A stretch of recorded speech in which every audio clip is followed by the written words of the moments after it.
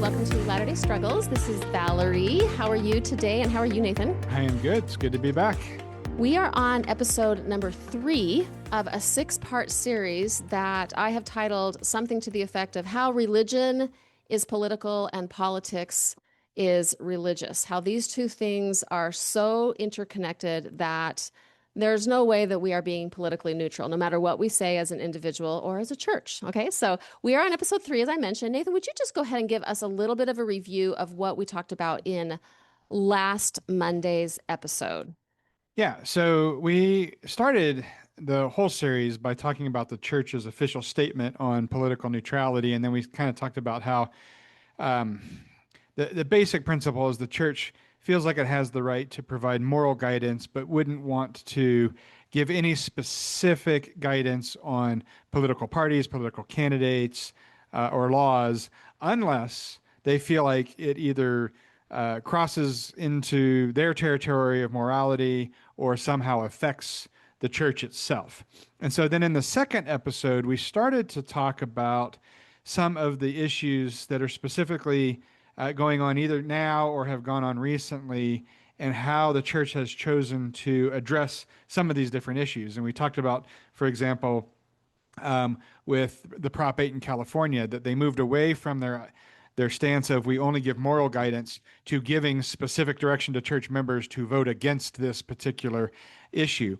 And then we also talked about how on other issues that are specifically going on right now, like, for instance, the Epstein files, or the way that ICE is detaining and treating immigrants within the United States illegally, how the church has not even provided moral guidance on these issues, but they've just stayed away from them completely. And so while I really do overall like the church's statement on political neutrality, I think in general it's a pretty good statement. We have definitely seen times where the church has gone beyond what they say they should do, and we also see times where the church has not stepped up and given moral guidance on some issues that are pretty fraught. Well, I think one thing that I want to just maybe touch on a little bit is I agree with you that I like their statement, but oftentimes the statement itself does not actually match what is practiced and what people experience on the ground. I think that some LDS policies likely reflect widely accepted ethical values, such as, free exercise of conscience, or all individuals and institutions should be able to express publicly their views or issues facing society. Those are directly from their public statement on neutrality, but these very same words do not match or are not reflected in the church's actual policies or their leadership patterns or their disciplinary practices. They're actually in some ways contradictory to these. And so there becomes like a gap in what they aspire, maybe, and how they operate. And I also think it may be, tell me if you agree with me or not on this, Nathan. I wonder if sometimes statements like that from the church may appear to preserve legitimacy. Like, in other words, if there's some external scrutiny, somebody may be like, well, what is the church?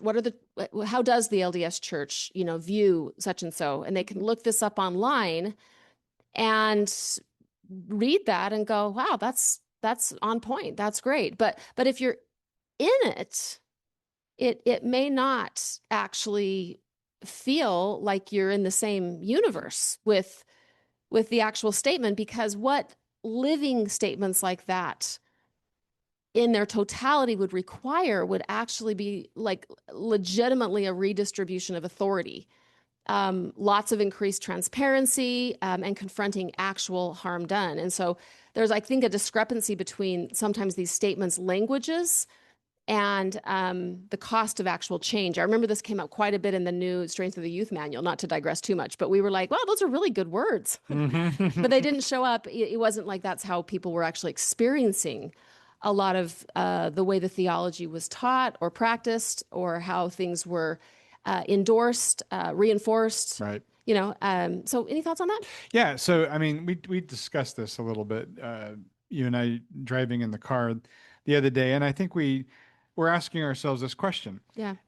Did the church create this statement as a shield, right, to throw out to the public and say, hey, this is our stance, and it would allow the public to in the media to look at the statement, they would say, oh, okay, the church is giving their members the freedom to be their own conscience in how they vote, but inside the institution it's not always executed that way, the way the statement is. And we were debating, what is this, a conscious choice? Do they knowingly put out a statement that would appease the media while also knowingly on the inside recognizing that they weren't going to follow their own policies? Or is this something where they really do want to do it that way and they just can't sometimes help themselves? Well, They just trip over themselves. I don't know.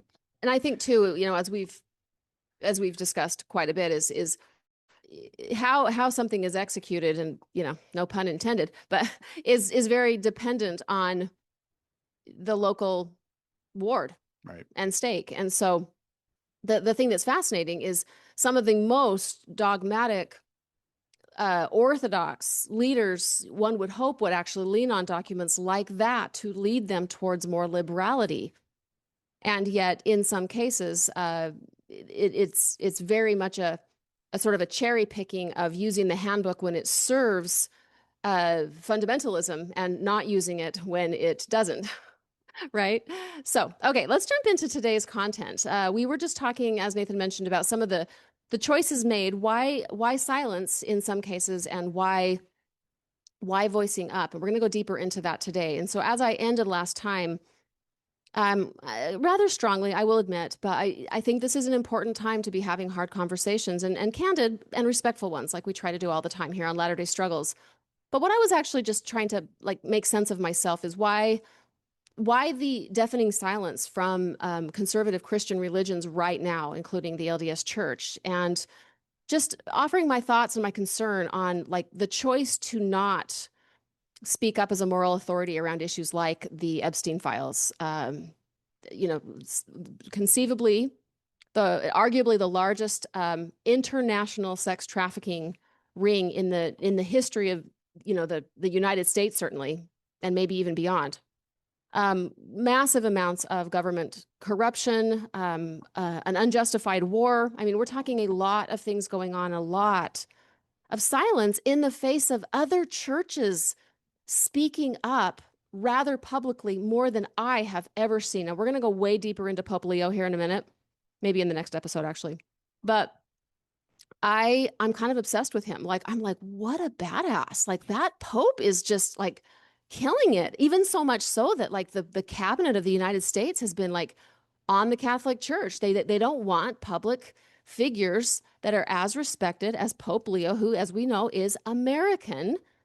I find that so fascinating and significant that two of the most powerful leaders in the world are these American men. And that, I thought to myself, wow, I wonder if, in the universe of how the whole thing went down with Leo, maybe it was important that Leo was an American for this time, to be almost on the other side of the balance of good and evil with a Donald Trump in the presidency. I don't know.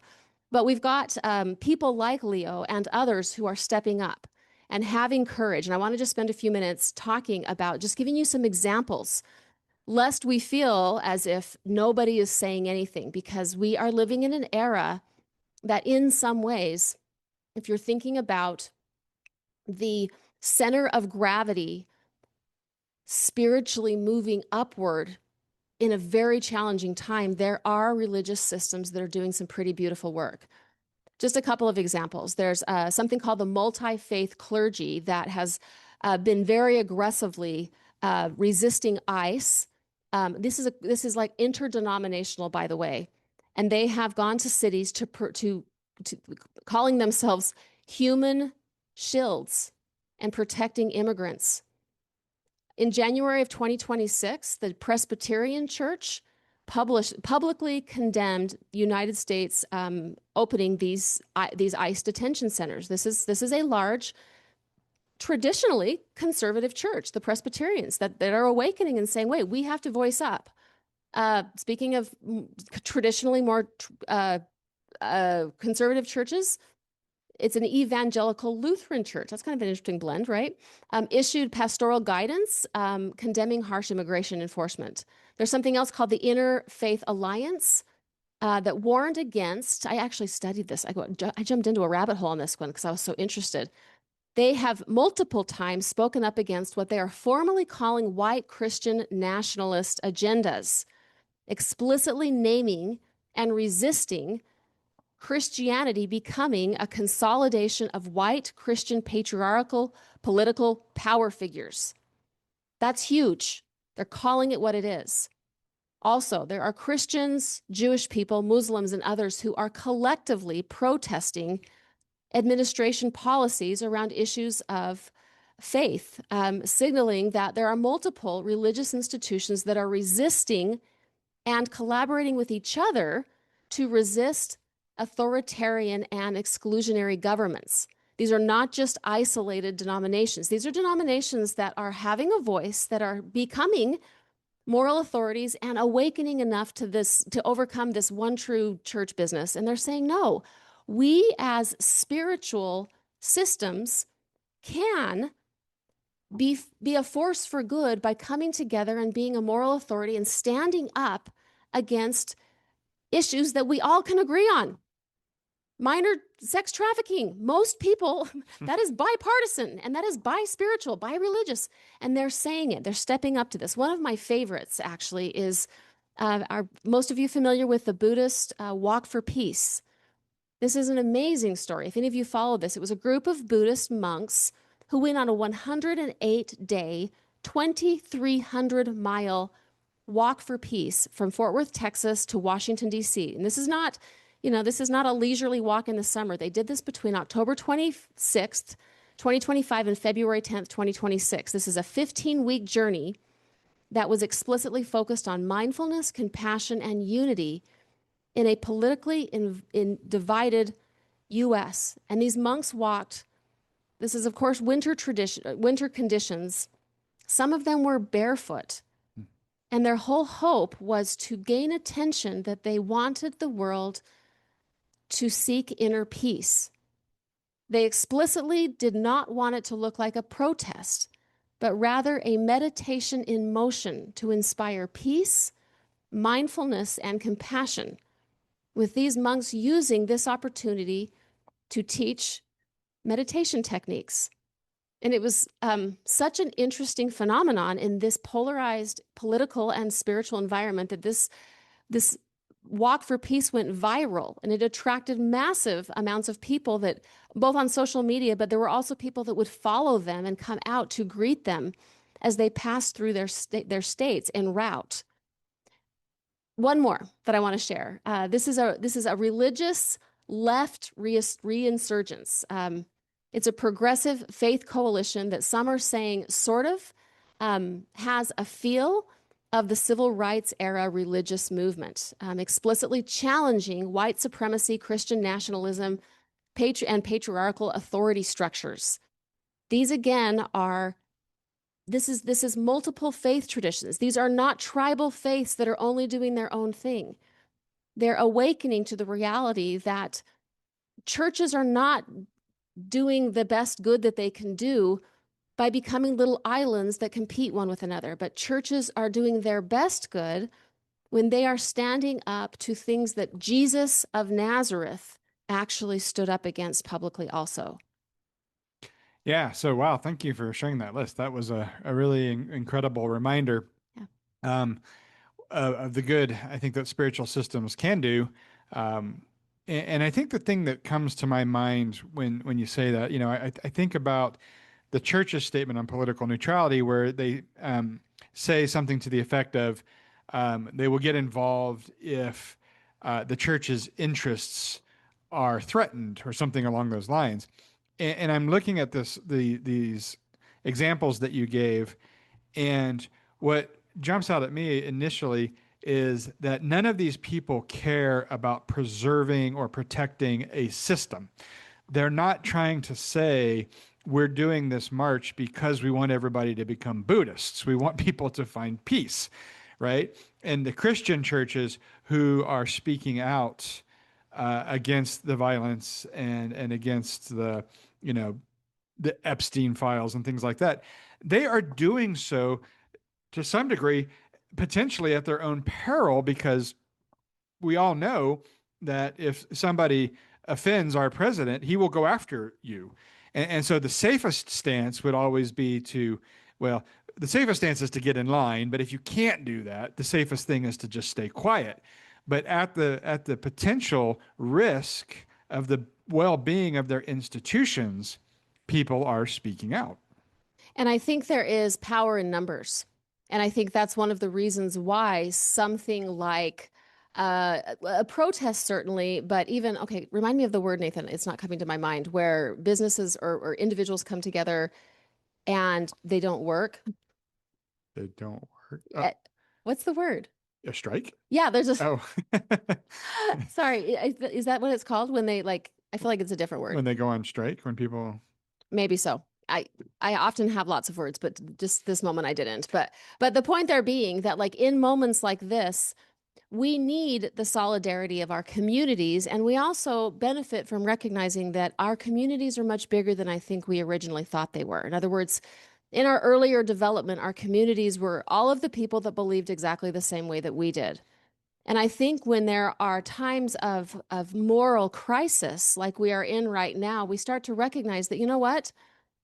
I think you and I have more in common than I used to think because we care about justice, about mercy, about being guided by somebody who is a moral guide, somebody with integrity. We don't want babies dying across the world, no matter what religious affiliation or political affiliation they are. We're starting to recognize as we awaken that it's less about tribe and creed and religion, and it's more about ourselves and others being a part of the same human family. And that's why I think what you're saying, Nathan, is that these organizations are not about self-preservation. Right. And it is interesting, as you pointed out, that to the Church of Jesus Christ of Latter-day Saints' credit, they explicitly said we only bring up or get involved if it has significant moral consequences, or, this is significant here, it directly affects the mission, teachings, and operations of the church. Okay. Right. So, in some ways, all they did there was just out themselves around where they are in their level of development. And now that doesn't need to be, I mean, I think in cases like this, it starts to feel very much like a moral issue. But being developmentally immature is not a moral issue. It's just a young development issue, okay? It can show up in ways that start to feel morally compromising, for sure, as it is now. But this if we were to sort of take a step back from and look at this from like a transcendent and inclusive perspective, we all spend some degree or some period of our lives in some form of like fundamentalism, like right, wrong, good, bad. Like my people are the right ones, your people are foreign, scary, and I don't understand them, so they're the wrong ones. Like we all were there. And there may be places where we're still there, by the way. So if we're thinking about why churches are in this sort of like self-protective stance, it is a developmental thing. Yeah. And I think that it's important because I think that the church always means well, but it it sometimes acts in ways that are it feels like it's just more important about growing our numbers and staying on the good side of the political leaders than actually taking a stand. So, Well, and I think that's, again, that's sort of protectionism, like, right? I'm like wanting to, let me start that over. I see an institution that is very earnest about what they think to be good, right, and true. And it's themselves, right? It's their beliefs, it's the temple, it's covenants, it's eternal marriage. And therefore, everything else falls to the wayside in importance. And therefore, that's why we protect patriarchal power structures at all costs. That's why we protect our version of the celestial kingdom at all costs. That's why issues of gender, sexuality, and power are at the forefront and are the things that they will choose to get politically involved with, because from where they are, eternal salvation is at stake.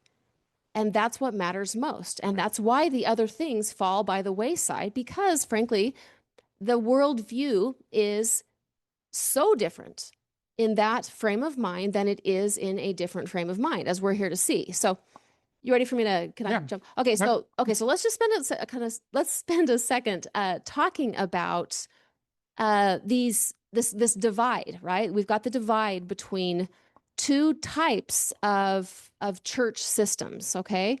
So in times of political unrest, you have the churches that are here to seek legitimacy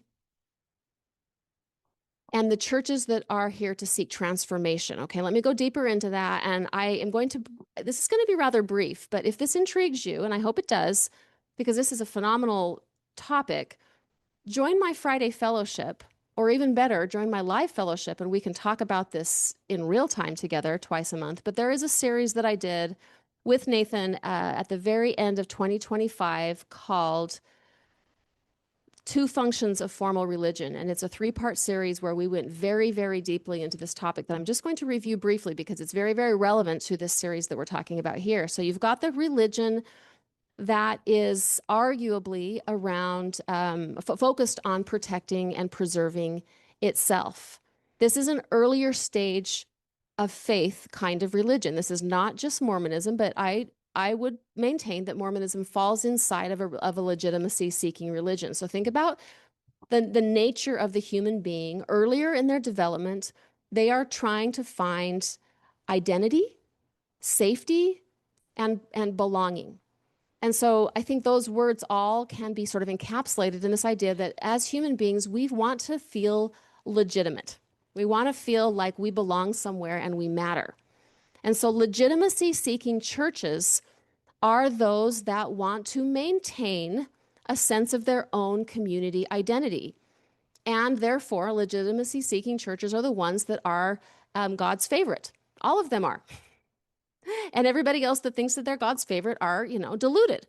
And so if you're a legitimacy-seeking church, you are interested in protecting and preserving and reinforcing whatever your chosen power structures are, because it keeps everybody in line. It keeps things efficient. You've got your rules that you can maintain, and everybody kind of knows what to do and how to do it, and everybody knows who's in charge. Okay, so legitimacy-seeking religions reinforce dominator hierarchies. All of them do. Every one of them. Now, they may be a little bit different depending on which dominator hierarchies they are more focused on, but in this day and age, with what matters to us, it's the ones we've already been talking about. So they're going to be reinforcing traditional authoritarian structures through some form of God-endorsed ranking. And in our case, it used to be race. It's now more gender. But there is it's maybe not as doctrinal, but it's certainly in the culture that there is definitely a hierarchical national identity. Americanism is God's favorite, per the Book of Mormon. And class, I would argue, is part of the dominator hierarchy of Mormonism, because you will prosper in the land if you obey the right kind of God. Okay, so a legitimacy-seeking religions are those that reinforce their chosen dominator hierarchies. Anything you want to add? Yeah, and I think to just piggyback on what you're saying here, when there are things in the political spectrum that are controversial, or that go against the political structure, when you are a legitimacy seeking religion, safety becomes your first priority, right? So you want to avoid being in the middle of the fire.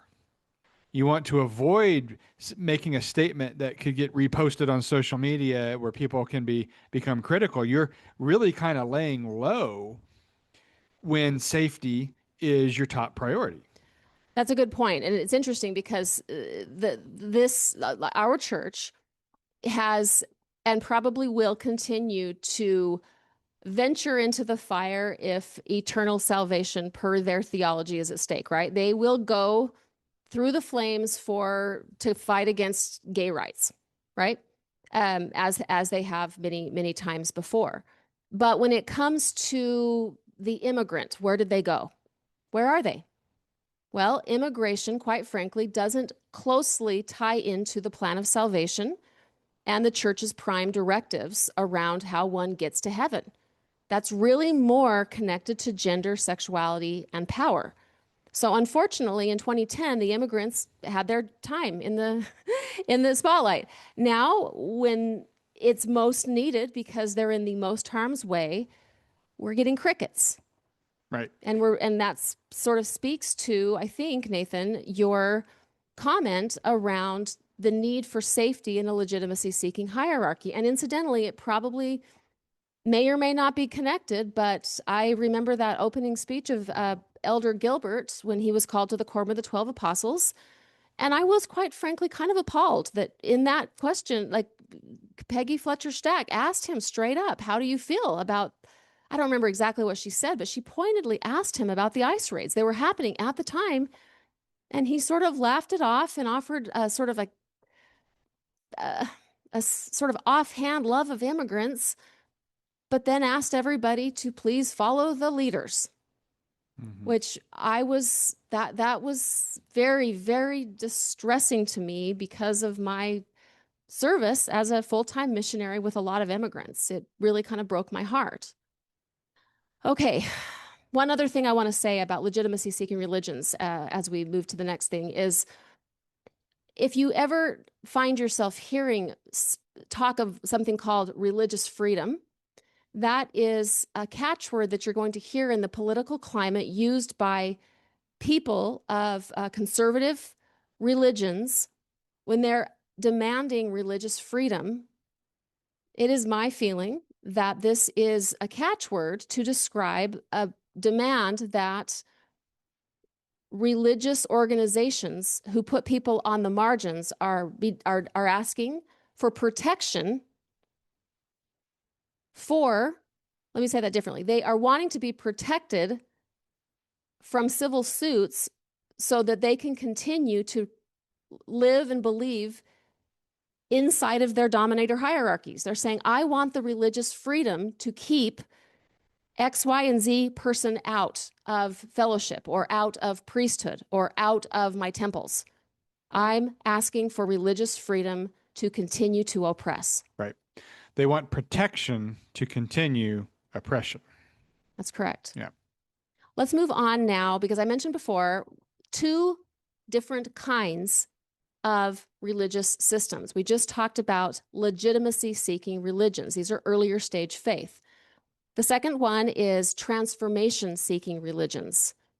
These religions are later stage development, and they are built upon the developmental tasks that were accomplished in legitimacy-seeking religions. So before you get all too proud of yourselves that you are in a transformation system, if that's how you feel that you are, keep in mind that you had to live inside of a legitimacy-seeking system until your soul was satisfied with all of the things that needed to happen so that you could move beyond it.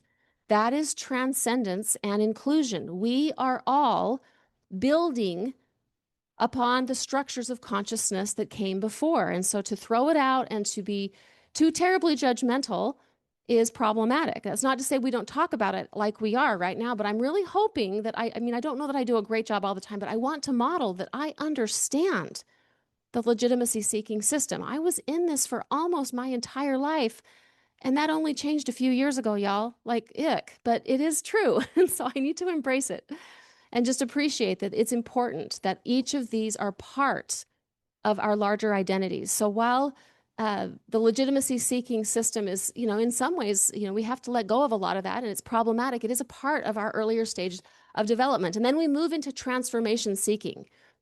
And what this means is that we are more capable of taking on more perspectives. Our capacity to love is greater. We have a deeper capacity and desire to care for others, and therefore we have a problem with dominator hierarchies of every kind. I want a presence here that I didn't say every hierarchy because growth hierarchies also exist. So hierarchy is a neutral word. Dominator hierarchies are bad. Okay, so the dominator hierarchies in this case, we're talking about the religious institutions that are speaking up about immigration abuse, about international war and violence, about confronting Judeo Christian bullying across the world and justifying it in Jesus' name. We're talking about people that are standing up against LGBTQ issues. We're talking about those religious systems that are confronting active sexual cover ups among that are going on between wealthy and powerful men. These are the things that transformation seeking religions do. They stand up for those on the margin. And by the way, I think we spend way too much time thinking about Jesus the Savior and not enough time thinking about Jesus of Nazareth. These are the same kinds of things he spent all of his time talking about. We're going to go deeper into that in the closing episode, but I just feel so strongly about that. Yeah. Well, and I think it's a good point because, Jesus never promoted, violence or power. I mean, his strength was in his love and in his gentleness and in his forgiveness and in his inclusion of the stranger and of the woman and so forth. He didn't present his message through violence, right?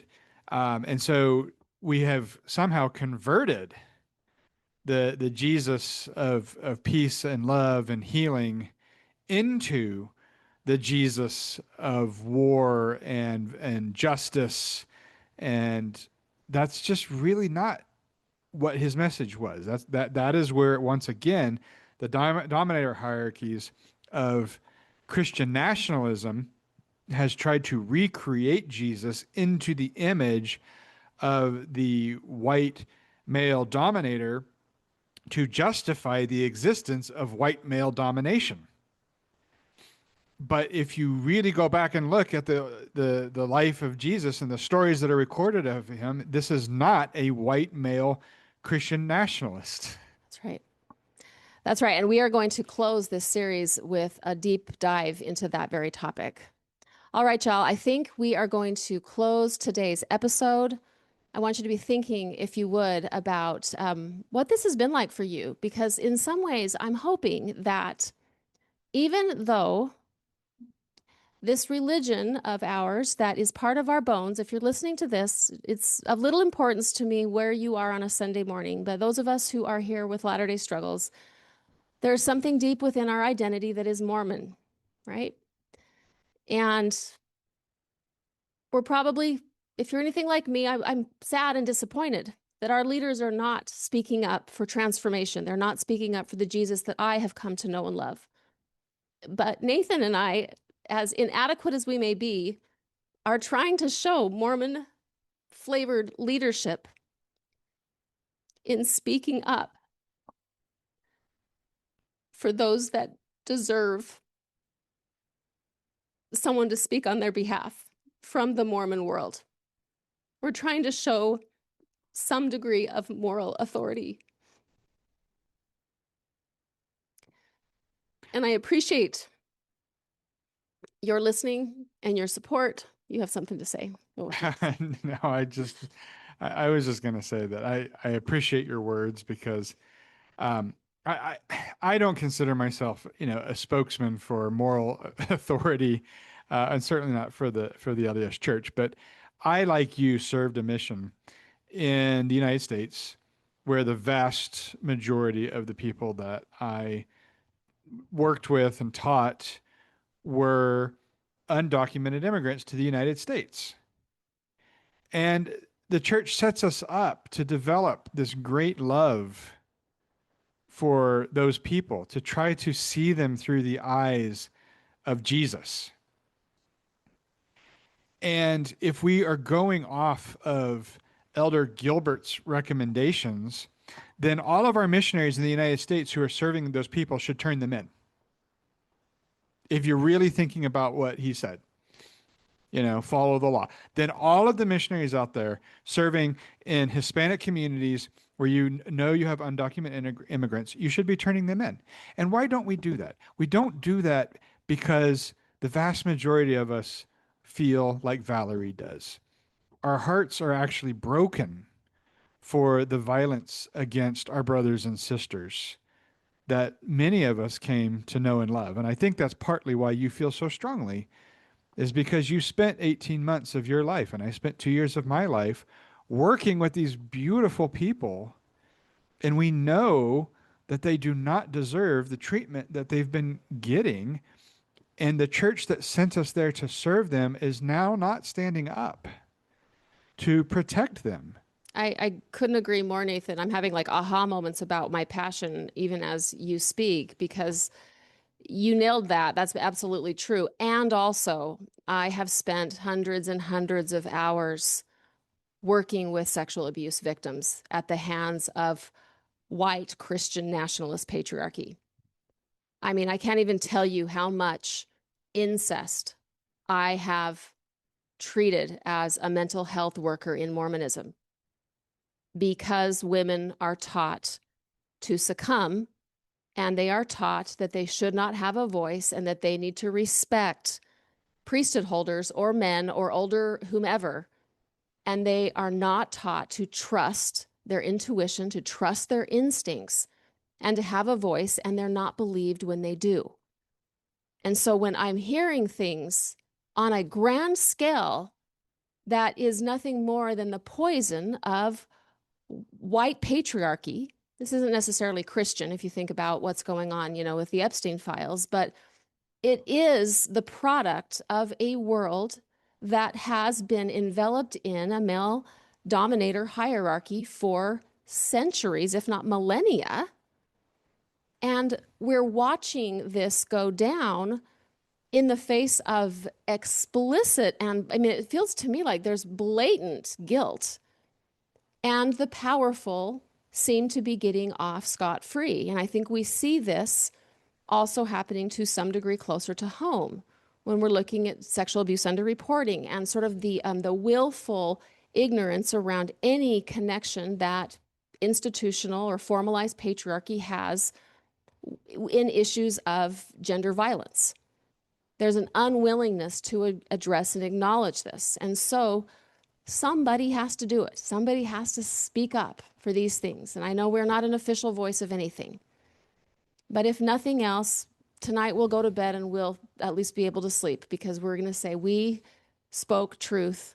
If not to power, at least we spoke truth to those of you who are seeking some sort of a voice of truth that can corroborate that your intuition and your moral compass is probably on the path of good if you are troubled right now by the silence from our LDS leadership. But also I'll close by saying, from this perspective of, religions of legitimacy and religions of transformation, that religions of legitimacy, they serve a population of people who need that comfort, the safety, the belonging, and to find identity. In other words, from the perspective of development itself, there is a place for religions of legitimacy. I think it just becomes painful for those of us when we move beyond an appetite for a religion of legitimacy, and we long for not only a religion of transformation, but we long for leaders that understand how beautiful a move from legitimacy to transformation is. And so for us to be able to kind of hold both, to be sad and frustrated, but also to show and feel maybe some degree of compassion that our worldviews are so different that from their perspective, they are acting honorable. And I get it. That's hard to metabolize. But as our Jesus of Nazareth said, we have been called to love one another and to acknowledge that everyone gets to be exactly where they are as they are on their developmental trajectory. And it's sometimes, if not always, the hardest in moments like this when we just wish people would be a little bit more grown up than they are. But in the meantime, we at least want to talk about it and sort of create a map of meaning of what's going on. I love you all. We will see you next time, and take care. Bye-bye. Bye. Thank you for listening to Latter-day Struggles. If this podcast has supported your faith journey, we invite you to explore the many ways you can continue your healing and growth with us. On our website, you'll find support and processing groups, marriage and parenting courses, and free resources to support where you are in your faith journey. You can also join Valerie in the live fellowship gatherings throughout the year, where we connect, process the podcast, and build meaningful friendships with others on similar paths. If cost has ever been a barrier, we offer podcast scholarships funded by listener donations. To explore all of these offerings, visit the link in today's show notes or go to latterdaystruggles.com. And if this podcast has been meaningful to you, leaving a 5-star review is one of the most powerful ways to help others find this work. Latter-day Struggles is proud to be part of the Dialogue Podcast Network. Dialogue Podcast Network.